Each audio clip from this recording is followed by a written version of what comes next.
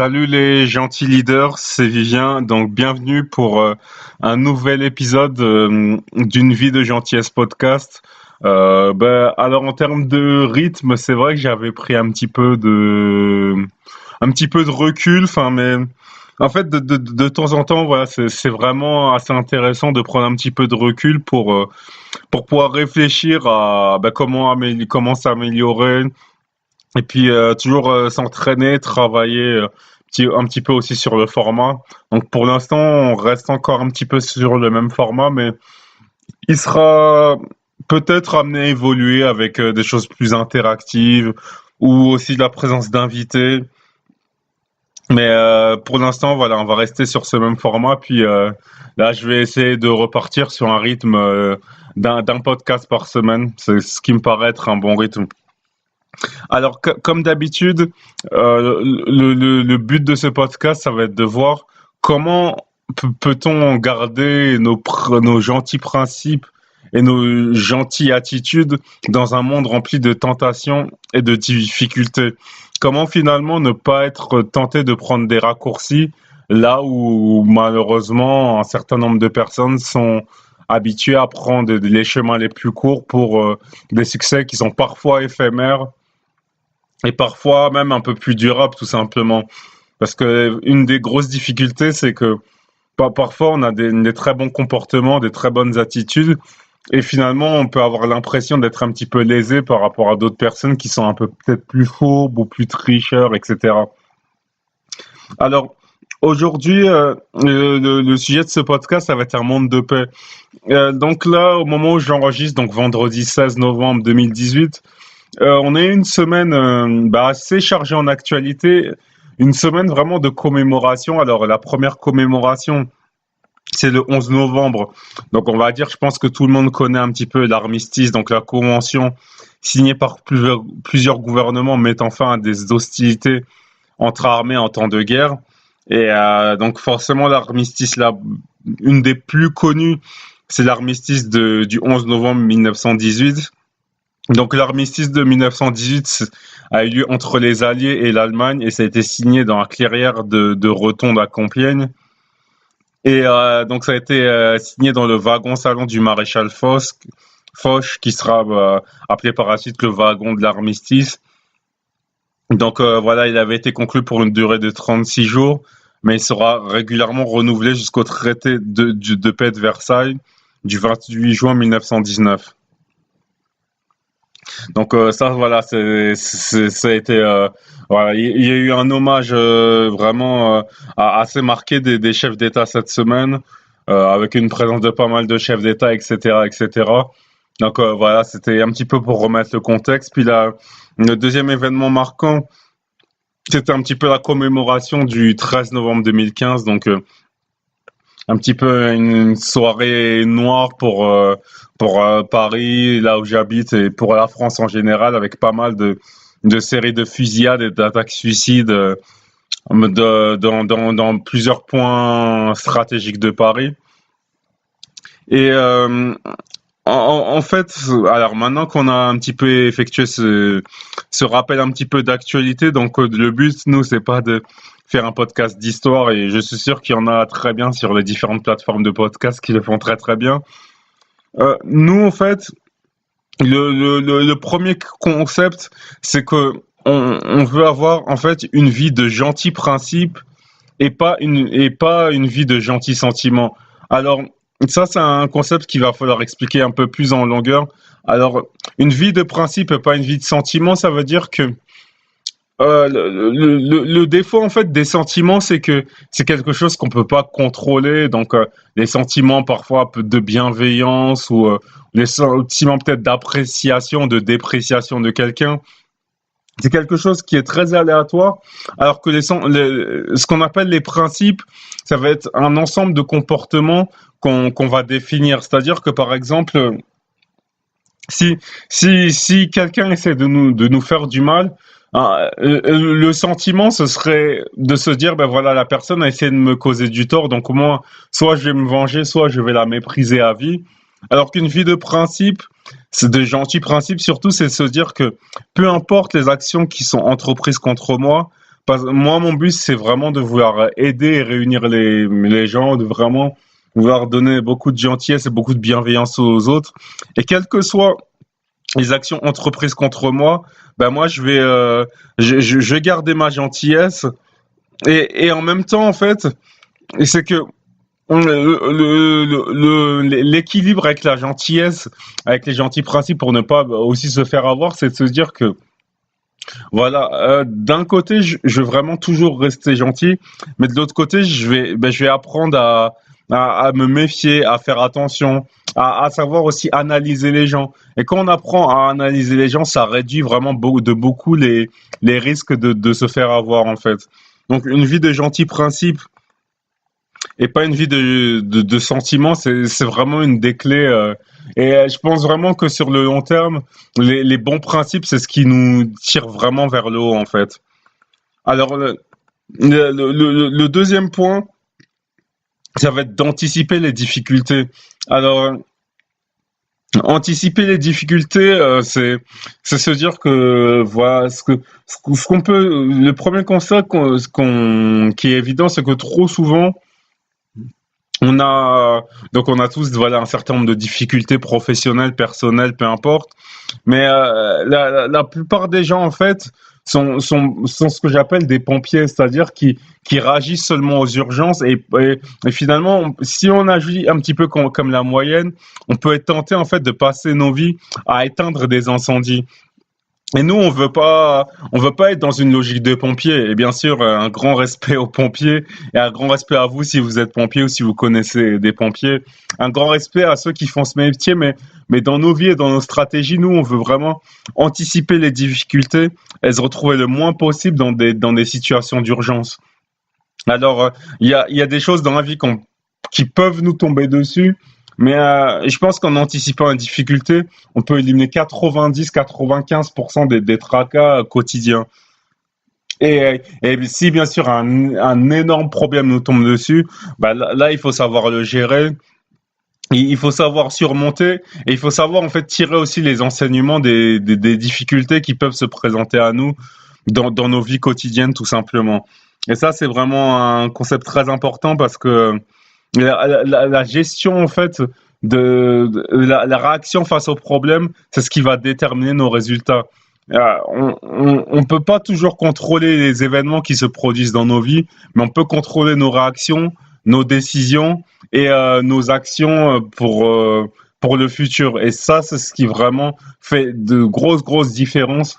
Parfois même, ce qui est marrant, c'est que par exemple, moi j'habite à Paris 18e et alors en termes de difficultés, je pourrais parler pendant des heures et des heures de difficultés liées à peut-être la vie dans un quartier populaire, dans des quartiers qui sont pas forcément favorisés à la base.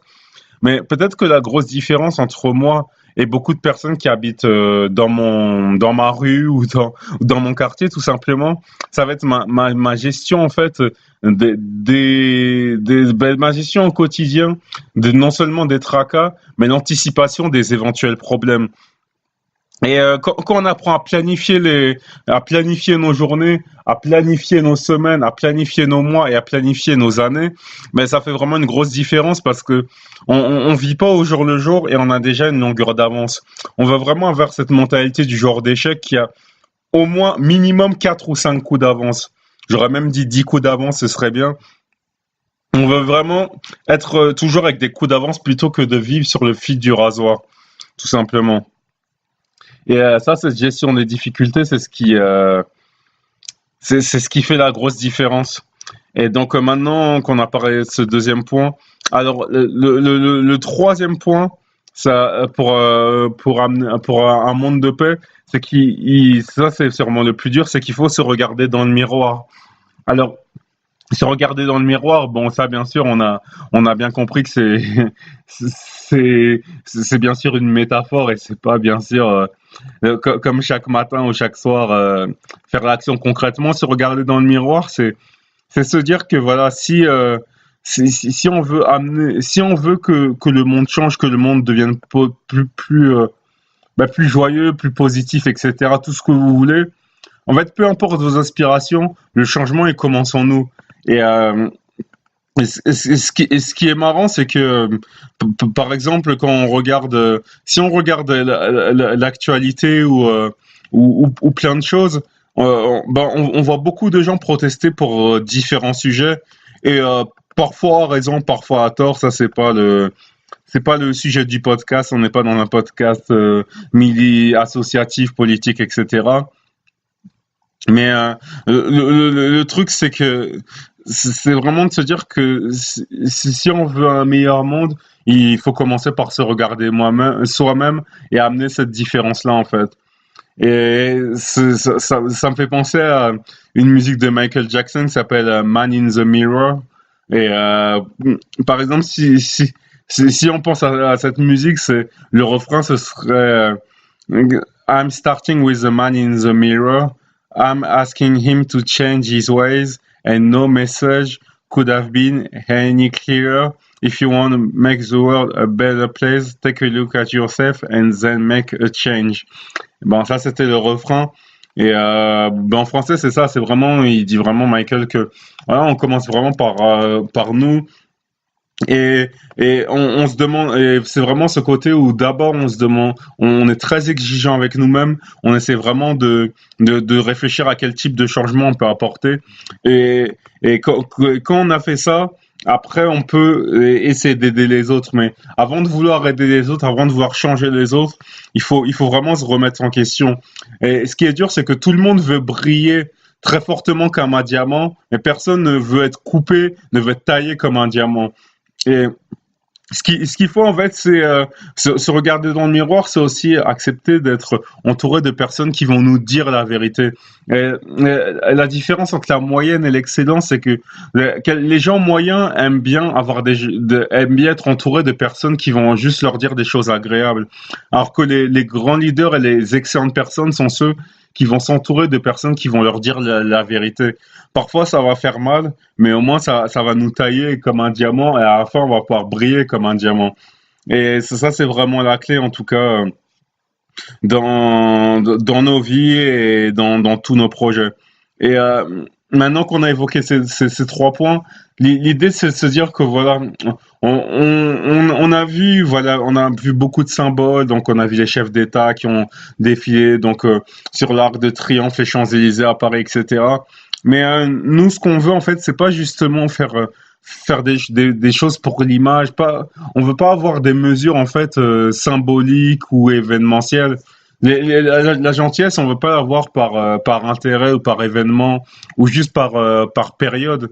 Nous, on veut vraiment avoir de la culture et des principes qui perdurent sur le long terme. Et en même temps aussi avec ces principes, non seulement on veut aider les autres, mais on veut se retrouver dans une situation gagnant-gagnant où nous on aide les autres et nous on est gagnant dans nos projets tout simplement.